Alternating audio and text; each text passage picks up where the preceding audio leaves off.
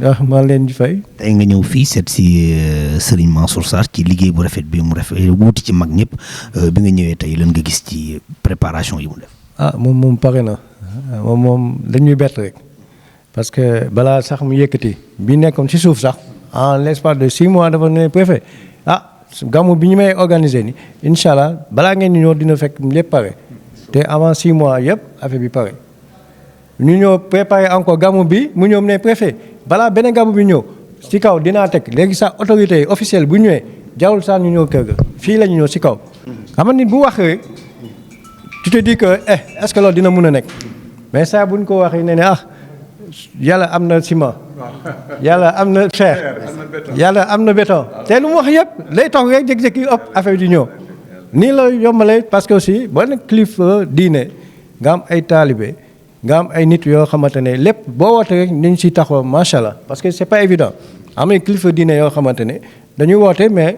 taalibe du leen sax kii mais fii moom macha allah je veux que ak tamit waa Tivaouane yenn taalibe yëpp ñu ngi koy jàppale.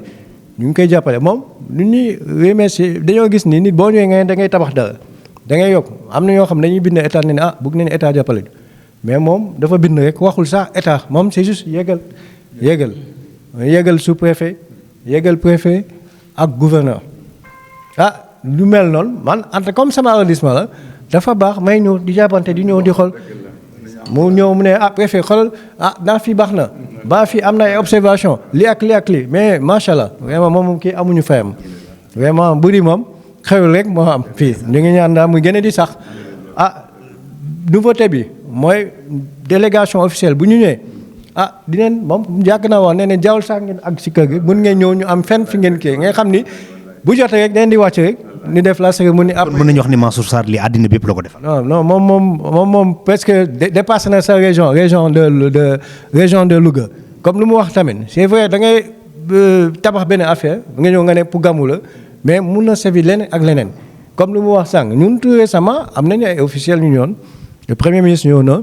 ak l'ensemble du gouvernement ñëw nañu pour inaugurer ay inauguration yu ñu defoon centre de santé bu Sakal. lycée bu Koki am ñu mu visité woon tout ça mais xam nga booy ñëw nga ànd ak de forte délégation n'est pas évident que ñoom ñëpp dinañ mun a am fu ñuy dal à Louga donc dafa baax aussi léeg-léeg ñi nga xamante ne mënuñu kii ñu xool yenn zones yi fu ñuy dal ñun avec fierté moom partout fu ñuy dem dinañ wax ne fu ñuy dem ay réceptifs dañuy wax ne ñun moom arrondissement Keur Massar am na parce que loolu moom manqué woon ci arrondissement bi ñu ci bëri ku ñëw da ngay ñëw rek hop avant ngoon nga delluwaat dem Louga. te loolu dafa baax nga xam ne nit buy ñëwee sax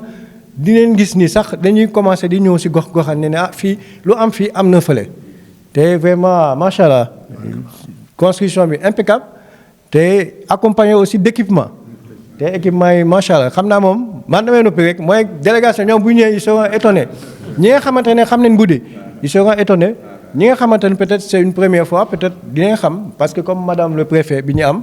moom ku bees la mais toujours dama ko doon wax ni ma ne il faut mu def tout aussi bu programme rek ñu ñëw programme pour mu ñëw nuy kilifa diine comme Sey Mansour amuñu fayam moom day jàppale administration tamit ñun tamit lépp bu amee problème bu ñu woowee tamit dañuy def tout ñu taxaw ci ay mbiram ñu bàyyi ko xel parce que il faut qu'on l'écoute moo tax dañuy wax maire de la commune mu collaboration mu gën a dëgg seen diggante aussi c'est bien. loolu daal ñun loolu la ñuy taxaw ci tànk boobu la ñuy taxaw. moom maa ngi xaar maire nag moom itam bi na gën a maa ngi xaar ba xam hôpital bi yéen a ko moom wala ñun ñëpp ñoo ko moom ba tax na da ngeen ñuy romb inauguré demaat seen yoon wàcc fi dal bii di dal fële ci àll ba maa ngi xaar. waaw kon daal da ngaa bëgg bu ñëwee ñu dal si fii. non du ma wax man kii du ma wax damay bàyyi rek moom nee na léegi du wax may préfet may itam du ma wax dañ bàyyi noonu rek ba booba moom préfet ba booba waaw jeex na léegi yóbbante naa ko ci ñoom maire ak ñëpp rek yóbbante naa ko. den si bàyyi xel waaye des fois léeg-léeg am na yenn impératifs yoo xamante ne ñu moom dañuy topp rek. xam nga lu may bañ. ngeen bëgg maa romb organiser leen woon ko fekk gan yi ngeen di xaar ñoom sañuñu maa romb loolu laay tiit mu am de. dégg wax bi waaw lu ngeen xewle ni ngeen ñëw dal fii jóge fii doo ko def. yàlla